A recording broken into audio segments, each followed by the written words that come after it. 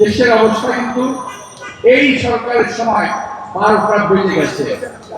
হাসিনা 12টা বাজাইছিল, এই সরকার 24টা বাজায় স্যার। আমরা সেটাই বিশ্বাস করি, বিদেশে আমাদের বন্ধু থাকবে কিন্তু আমাদের কোনো প্রভু থাকতে পারবে না। বলছে একটি দল উদ্দেশ্যমূলক ভাবে বিএনপিকে রং দেওয়ার চেষ্টা করা হচ্ছে।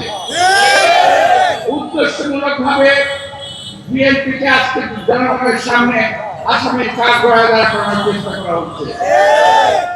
এটা আমরা খুব ভালো বুঝি। কয়েকদিন আগে সাংবাদিক তুলিনকে হত্যা করা হলো গাজীপুরে, বলা হলো বিএনপির লোক। আসলে তো না, এখন তো দেখা গেল যে দল তুলেই নাই সেই দলের লোকজন তাকে হত্যা করেছে। ওই দল সম্পর্কে একটা উক্তি করেছিল সে, এটা সোশ্যাল মিডিয়ায় আসছে। এইরকম বিভিন্ন ভাবে বিএনপিকে দোষারোপ করার চেষ্টা করছে, যারা বিএনপি এখন ক্ষমতায় আছে। ভাই, আমাদের ক্ষমতায় নাই। আপনাদের যেমন খায়ের সাথে ক্ষমতায় যাওয়া, আমাদের ইচ্ছা আছে যদি জনগণ ভোট দিয়ে একটা ক্ষমতায় যাবো, যদি না দেয় মেনে নেবো আপনাদেরকে। কিন্তু আমরা ভোট চাই। এই ভোটের জন্য, এই গণতন্ত্রের জন্য গত 17 বছর বিএনপি আন্দোলন করেছে।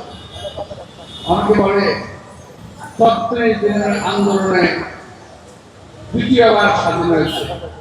বাংলাদেশ স্বাধীন হয়েছে একবার 1971 সালে। লক্ষ লক্ষ শহীদের রক্তের বিনিময়ে, অস্ত্রের বিনিময়ে শহীদ রাষ্ট্রপতি জিয়া রহমান স্বাধীনতার ঘোষণা দিয়ে যুদ্ধ করেছিলেন। শেখ মুজিব আওয়ামী লীগ সহ প্যাকেট করে একদল তৈরি হয়েছিল বাদশাহ। তার হাত থেকে শহীদ রাষ্ট্রপতি জিয়া রহমান মুক্তি দিয়েছে বাংলার জনগণকে। 7ই নভেম্বর আরেকবার শহীদ রাষ্ট্রপতি জিয়া রহমান বাংলাদেশকে মুক্তি দিয়েছে।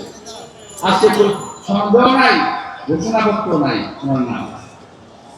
দেশনেত্রী বেগম খালেদা জিয়া এই দেশে বহুদলীয় গণতন্ত্র কায়েম করেছে। সংস্কার কিন্তু বিএনপি আগে শুরু করেছে, বহু আগে থেকে বহু সংস্কার। এখন আমার ভাইরা বলে সংস্কার আগে, এইটা আগে, সেটা পরে, এইটা আগে, এই নানা রকম কথাবার্তা বলতেছে। তবে হ্যাঁ, যেটা হওয়া উচিত সেটা হলো জুলাই আগস্টে যারা নাকি হত্যাকাণ্ড চালিয়েছে, সে প্রশাসনের লোক হোক, সাধারণ লোক হোক, সে খাতা হোক কি অন্য কেউ হোক, তাদের বিচারটা করা দরকার খুব জরুরি। তবে বিচার কাজ তাড়াতাড়ি শেষ হয় না। বিচার এবং নির্বাচন পাশাপাশি চলবে। বিচার এবং নির্বাচন পাশাপাশি চলতে কোনো অসুবিধা নাই, কিন্তু এইটা হওয়ার আগে নির্বাচন হওয়া যাবে না, ওইটা হওয়ার আগে হওয়া যাবে না, এগুলো বলবেন না। দেশের অবস্থা কিন্তু এই সরকারের সময় 12টা বেজে গেছে। হাসিনা 12টা বাজাইছিল, এই সরকার 24টা বাজায় স্যার। এই সরকার আরো খারাপ অবস্থা করে ফেলেছে। অনেক কিছু আছে বলার মতো, আমি এই মঞ্চে দাঁড়িয়ে আমার অবস্থা থেকে কথাগুলো বলতে পারছি না। আর অনেক কিছু আছে দেশের পরিস্থিতি ক্ষতি হয়েছে, তারা কিভাবে কত আত্মসাৎ করেছে, কত টাকা লুট করেছে, কত টাকা করেছে, এই কথাগুলো কিন্তু বলতে পারি, প্রমাণ সহ সবকিছু আছে। কিন্তু আমি এখন বলতে চাই না আমার বক্তব্য যে আকাশ সংস্কৃতি এটা কিন্তু এখনো ভারতীয়দের দখলে, এটা এখনো বাংলাদেশের দখলে আছে না। এবং এই যে ভারতীয় এজেন্ট গুলো সালমান রহমান সাহেব, তার নেতৃত্বেই তার কোম্পানি দিয়ে চলতেছে। আমি মনে করি যেমন আমাদের বাংলাদেশে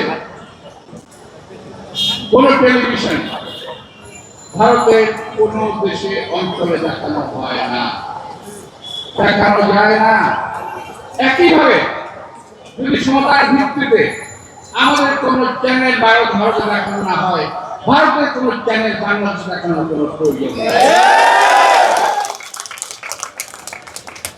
আমার শেষ কথা এটা, যা কিছু হবে সমতার ভিত্তিতে হবে, সম্মানের ভিত্তিতে হবে।